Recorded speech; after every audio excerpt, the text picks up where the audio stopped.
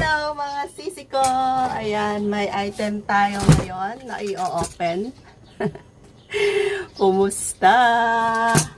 Kumusta ang mga sisi ko? Kumusta ang benta ng ating mga tindahan ngayon? Okay lang ba? Okay lang.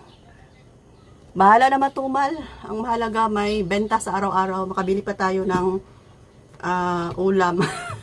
Makabayad ng mga bills natin. Grabe mga sisi ko. So, alam nyo ba mga sisi ko, share ko lang sa inyo ha, na napaka-laki na ng ng kuryente namin ngayon. Nasa 4,500 na dati, ang binabayaran namin ay 3,500. So, nagtaas siya ng 1,000. OMG.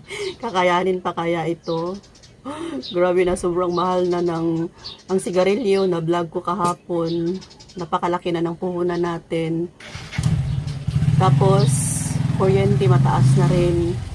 Alam naman natin na may problema ngayon sa ibang bansa, di ba, gera mga sisi ko. Pag ganito daw, tataas yung gasolina, mga petrolyo ba yun, yung mga LPG. Siyempre, pag tataas yan, tataas na halos lahat. Kaya, ayaw magawa nito. Laban lang, patuloy ang buhay. Okay, share ko lang po sa inyo mga sisi yung item na kararating lang. Si Kuya Dave ang nag-receive nito. Thank you at naabutan ko pa to. Ito yung item na i-vlog ko na nakaabot pa ako. Kasi itong mga sisi ko kailangan na bantayan mo talaga kasi 1 hour lang o hindi makaabot ng 1 hour 30 minutes. Wala na to sa apps. And maswerte ka kung maabutan mo to, maabutan ko to, maswerte ako pala kasi nagbebenta ako ng ganito. Hindi naman lahat ng mga kasari natin ay nagbebenta nito kasi malaki nga yung puhunan. Kaya maswerte ako na naabutan ko pa ito. At mura ko lang siya nakuha. Pero sa iba to, nasa 500 na kada pack. Ang per pack nito mga sisi ko, 499. 450, pero ito ay nakuha ko lang ng 296 yata. 296, pero pabilisan mga sisi. Grabe, pag makita ko to sa apps, manginginig yung kamay ko sa pagmamadali para maka-check out lang. So ang ginawa ko para makapagkuha ako ng 3 box actually to. Yung isa ay coming pa. Ayan, pakita ko na sa inyo eh. Ito'y dami kong dami kong chika, hindi nyo pa nakita. Ayan, ito ay ayan, buldak ko. Try nyo itong i-research sa ibang store, mahal na to. Meron dito sa amin 499, kinukuha nyo din sa SNR. So napakalaki, halos 100 na yung yung benta niya. So same lang naman sa sa grocery, 95 ang benta nila nito mga sisi ko. Ayan, pero ako, benta ko dito sa tindahan, 100 na rin. Kahit na mura lang yung kuha ko, 100 pa rin yung benta ko kasi nga hindi lahat ng panahon ay makabili ako sa SNR. Pag maubos to, makabili ako sa labas, mahal, mataas na siya. Kaya yung yung price ko ay i-maintain ko na lang. Ayan, 4 yung nakuha ko sa isang check-out ko.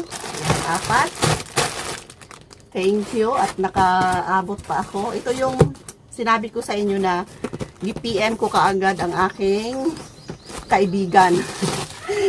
Si EG Kimpo Vlogs. Mag-aalas 12 na ng hating gabi, butit gising pa siya. Sabi ko, DFF, bilisan mo! May may buldak na ang SNR. Kurog-kurog po siya, oy. Nanginginig siya para mag-order lang. Binibilisan niya rin baka pag mag-check out siya, walay na. Iwan ko lang kung ilang box ang nakuha niya. Sabi ko sa kanya, check out ka lang ng check out. Basta ang makalagay dyan, free shipping, go ka lang. Kasi pag regular price na talaga nila sa SNR ay 334. Mas mura pa rin. Kung hindi mo na maabutan yung vouchers, kasi nakuha ko yung vouchers ko, kaya 296 na lang. Pero kung wala ka ng vouchers, 334. Regular price ng SNR. Pero okay na rin siya kung 334. Compare mo sa ibang tindahan na 500, 450 to 500 na. So, malaking tipid pa rin. Ito ay 4 pa rin sa isang box. Pangalawang check out ko to.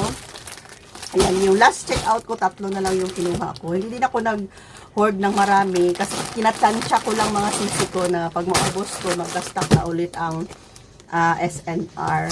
Yan, sa mga gustong bumili nito, sa mga may mga tindahan na check lang sa SNR. Baka may mga araw na maglabas sila nito para maka-save tayo at okay yung kikitain natin. So kanina pala may item na rin na dumating from grocery. So mga lang to mga sisi ko, worth 3,000. And ito yung mga item na worth 3,000. So 1,000 plus galing sa QR code ng grocery. Ayan, pag may mga item, mga chichirya na kulang-kulang na, order ka agad para hindi magkalbo yung tindahan mga sisi ko. Tapos ito 3,000 plus, tapos yung 1,000 galing sa QR code, yung mga customer na bumibili na wala silang cash, through GCash lang naiipon, kaya makapamili tayo nito mga sisi ko. Ayan, kasama to sa mga chichirya, kunting pasilip lang. Ano to? Ay, Nestle cream.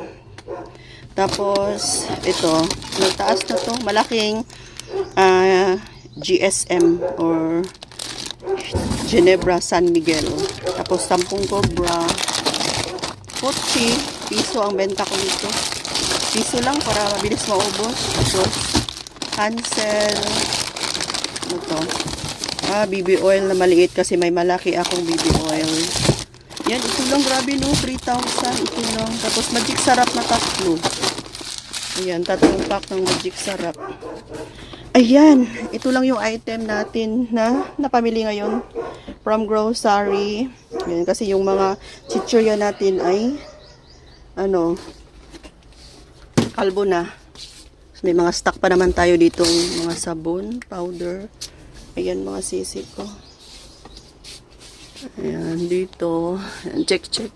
Kunting check lang ng mga item. Ayan, sorb natin, wings. Tapos ang itlog pala, ayan, basta't open lang kami, hindi talaga ito maabutan ng 2 weeks. Maubos to mga sisi ko. Pero yung itlog na nabili namin nung time na na-admit si Kuya Dave, grabe, 5 araw talaga yun, close kami. Yung iba ay simula na silang masira. Pag magtagal yung itlog na hindi mabenta, siya mga sisi ko, masira. Pero ito, mabilis na lang siyang naubos kasi nga open kami everyday. Ayun. Okay, so ano pa ba ang update natin? Tapos sa mga dilata natin, ayan, okay pa naman. Kunting pasilip lang sa harapan ng ating tindahan. Ayan, ito dito yung mga fast moving item kasi andito siya sa pinakabungad talaga. Ayan, ito yung pinaka bungad ng ating tindahan. Nandito lahat yung ating mga fast moving item. Ayan, ito kabibili lang ni Kuya Dave kanina. Ayan, tapos doon din sa likuran, nandun sa Kuya Dave, doon yung mga school supplies, mga stocks natin, doon tayo galing. Ayan, and finally, meron na rin kaming creme bread box from Davao. Ayan, yun na nga daw. Nasunog yung planta kaya limited lang yung stocks, pero ngayon meron na. At least thank you naman na naka-deliver na sila dito sa amin. At least kung hindi yan maubos, pwede namin siyang ibalik kung sila makabalik pa. Hindi logi mga sisi ko, pero yung bread na nabili lang ni Kuya Dave sa Robinsons, pag ma-expire yun ay wala na, lugi na. Ayan, so dito nakalagay yung ating buldak. Ito na lang yung natira. Ipaubos ko muna tong 4 pa siguro nandun pa sa likuran yung 2. Ipaubos ko lang to bago ako mag-open ng bagong dating kanina. Okay, so hanggang dito na lang muna. Bye for now mga sisi ko. Love you all. Si Kuya Dave, busy na siya. Bye for now.